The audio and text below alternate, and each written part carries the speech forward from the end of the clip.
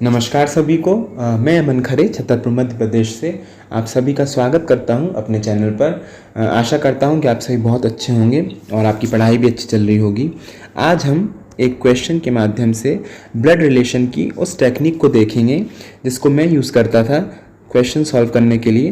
Blood relation में क्या होता है कि कई बार हमको क्वेश्चन तो आसान लगता है, पर जब आप निकालने जाते हो आंसर तो कन्फ्यूजन इतना ज़्यादा बढ़ जाता है कि आंसर सही नहीं आ पाता है। तो इस क्वेश्चन के माध्यम से हम देखेंगे। और एक चीज़ आपको मैं बता देता हूँ कि जब भी आपको पता चल जाए किसी पर्सन का जेंडर तो आपको प्लस लगा देना है मेल के ऊपर और माइनस लगा देना है फीमेल के ऊपर। इससे जेंडर वाला जो कन्फ्यूजन है वो दूर हो जाएगा।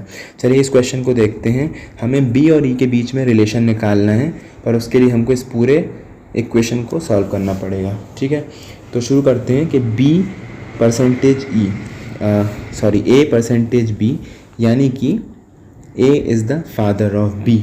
ठीक है, अगर ए फादर है तो ए क्या हो गया, मेल हो गया। ठीक है, आपने ये लगा दिया और जैसे ही जनरेशन चेंज हुई तो आपको नीचे एक एरो बना देना है और इधर लिख देना है बी। ठीक है, अभी हमें बी का जेंडर नहीं पता है तो हम यहाँ छोड़ देंगे खाली। बी एंड सी का मतलब क्या है, A is the husband of B, यानी कि B is husband of C. Husband जैसे ही हुआ यानी कि बी हो जाएगा पॉजिटिव और सी हो जाएगा नेगेटिव। हस्बैंड वाइफ को आप एक ही जगह पे रखो और उसके बीच में गैप कम रखो, बस आप प्लस माइनस लगा दो। ठीक है, उसके बाद है C#D, जिसका मतलब है कि A is sister of B, यानी कि C क्या है, सिस्टर है किसकी, D की। तो जब जनरेशन सेम है ना तो आप एरो बनाओ और उसी जगह पे उसी वाली लाइन पे आपको लिख देना है D। ठीक है, अभी हमें डी नहीं पता है राइट कि उसका जेंडर क्या है, बट सी सिस्टर है तो सी तो नेगेटिव हो गई। अब ये दोनों हस्बैंड वाइफ हो गए, ये इनके पिता हो गए बी के। उसके बाद है डी एंड @E, यानी कि डी क्या हो गई, डॉटर हो गई ई की। अब जैसे ही डॉटर हुई तो ये हो जाएगा नेगेटिव। ठीक है, और इनके पिता कौन है,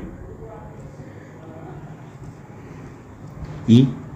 ठीक है, अच्छा डॉटर है तो मैं नहीं बोल सकता हूँ कि ये प्लस है या माइनस है, तो आपको यहाँ पे कोई साइन नहीं लगाना है। ठीक है, अब बताना है बी और ई में क्या रिलेशन है। तो ये दोनों बेटियाँ हो गई और ई इन दोनों बेटियों का या माता है या पिता है।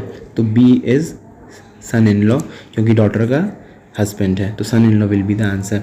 तो आप जब ऐसे करोगे ना, ये सारी चीज़ें प्रैक्टिस के साथ साथ आपकी डल जाएंगी आदत कि आपको प्लस कहाँ लगाना है। जनरेशन चेंज हो रही तो नीचे वाली लाइन पे आ जाओ। अगर इनके बच्चों की बात होती तो मैं और नीचे चला जाता। ठीक है, तो ऐसे में जनरेशन आपको पता रहेगी और आपको पता चल जाएगा हस्बैंड वाइफ कौन है तो अगल बगल लिख दो, भाई बहन है तो एरो लगा के लिख दो। अगर बी की बहन होती तो मैं इस साइड एरो लगा देता। ठीक है, बी की बहन बन जाती डी। अगर डी की एक और बहन होती तो मैं यहाँ एरो लगा देता। डी का पिता पता चल जाता। क्या होता है कि अब जैसे इनकी माँ का पता चल जाता ना तो मैं ऐसा कर देता और यहाँ पे लिख देता सपोज एफ नेगेटिव। तो आपको पता चल जाता है हस्बैंड वाइफ अगल बगल बिना किसी गैप के, भाई बहन यहाँ पे, और प्लस माइनस का साइन याद रखो जेंडर के लिए। ये चीज़ मुझे बहुत हेल्प हुई थी। अगर आपको हेल्प मिलती है तो आप भी इसको यूज़ करिए और फिर स्कोर करिए मार्क्स।